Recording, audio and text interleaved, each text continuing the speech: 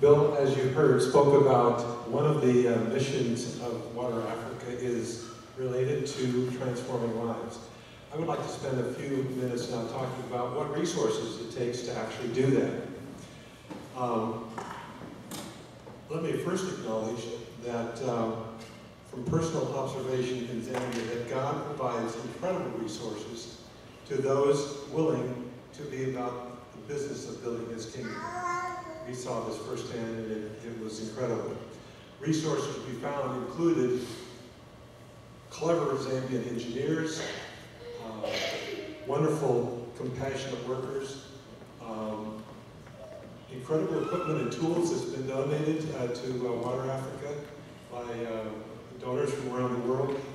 Even underground rivers, believe it or not, is a resource. You just have to find it and tap into it. And artesian springs. These are all resources that are available. But let's first consider the challenges that we face there.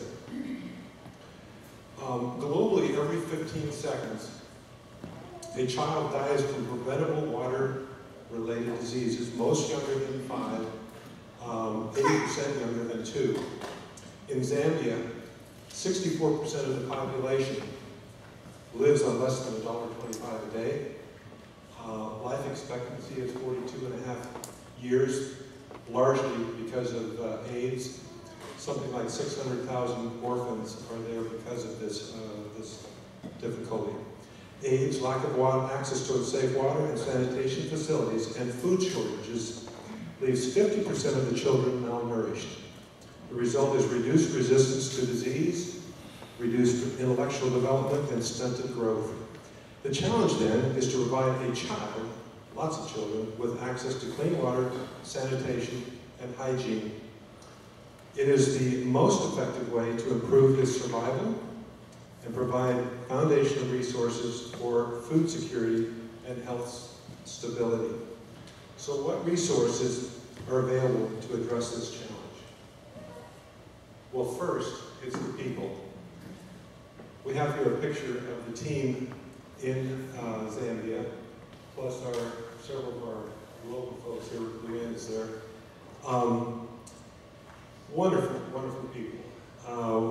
They are incredibly dedicated and, quite frankly, living examples of life transformation.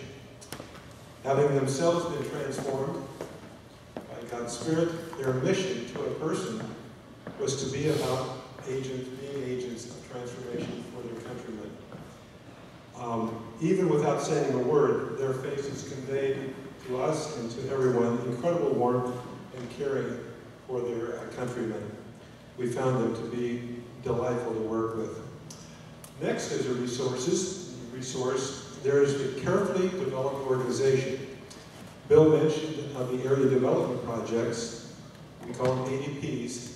There are 16 of them in Zambia that World Vision has identified as specific projects. There's a team of local World Vision people for each of these ADPs.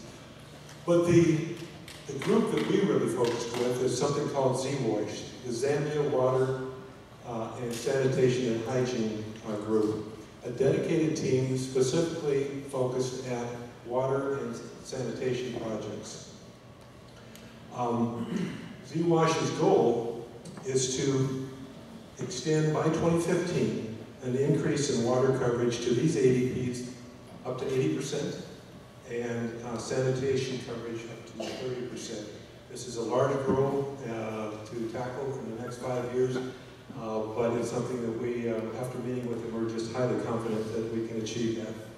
Next, as far as a resource, is skillfully developed methods.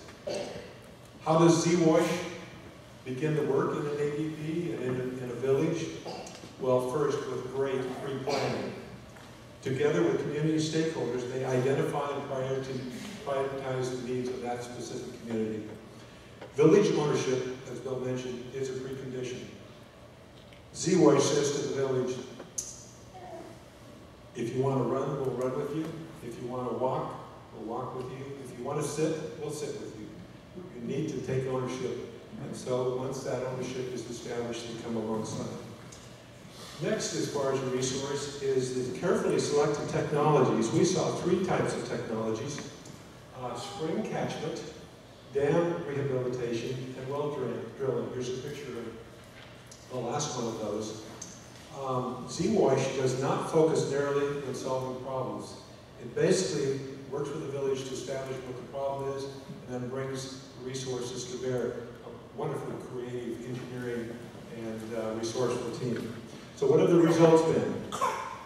In the last 2 years of operation, Z-Wash has drilled 50 wells. They've been operating 2 years now.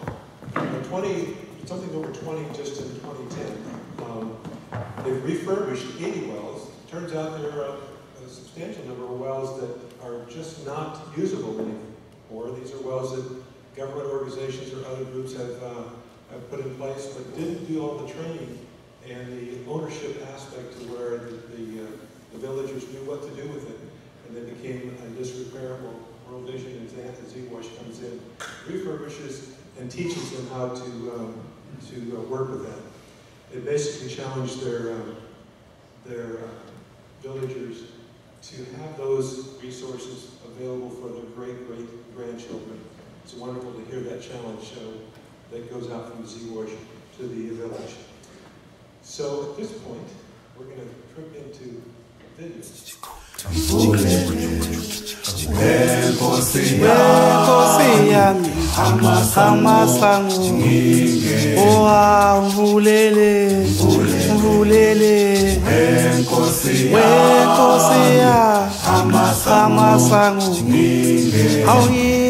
Ipamandla, wentali wami, ngoba,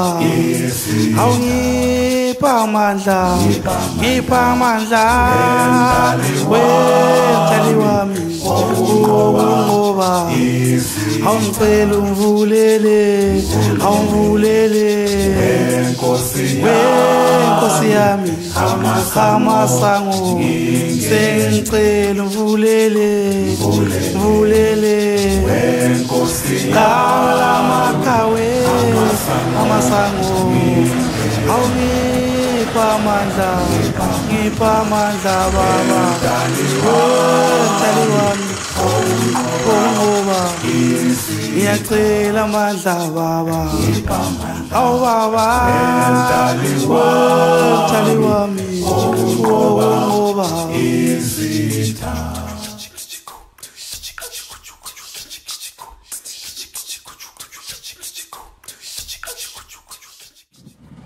Our prayer was to have seen water come out so we can celebrate dance.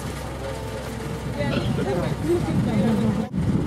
even if we don't get water here, we have a commitment to work with you so that God, through His wisdom, and His power, get water for you. ngiyacela amandla baba, ngoba awisitha, ngicela amandla,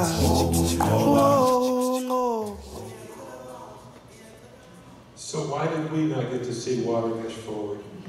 Other groups, not focused on water, have been and seen water. What are we, chopped liver or something? But see, God needed us to actually depart, not be there, so that people would know it was not us that was bringing water, but He Himself. We received a call later that evening. Guess what? Water came in. And we, our team, had a very special time of rejoicing that evening with just this reality of what had happened. So we've been speaking about our team focusing on bringing transformational experiences to the Zambians. But this isn't a one-way street. Turns out we also were recipients of transformational experiences.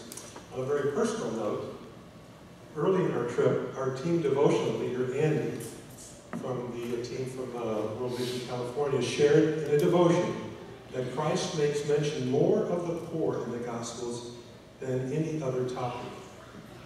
Christ's first beatitude is, "Blessed are the poor in spirit, for theirs is the kingdom of God." I was particularly touched by this insight. We were certainly meeting and walking among the poor. By Christ's words then, also we were meeting with the kingdom of God. What made it the kingdom of God? Was it the situation of the Africans that made it his kingdom? Don't think so. Or was it what was in the hearts of the people that we met? I began to look for and find what for me was and is the kingdom of God in these wonderful people. My wife Judy will share later in our presentation what we found, so look forward to that. Is there something about this experience I must take forward?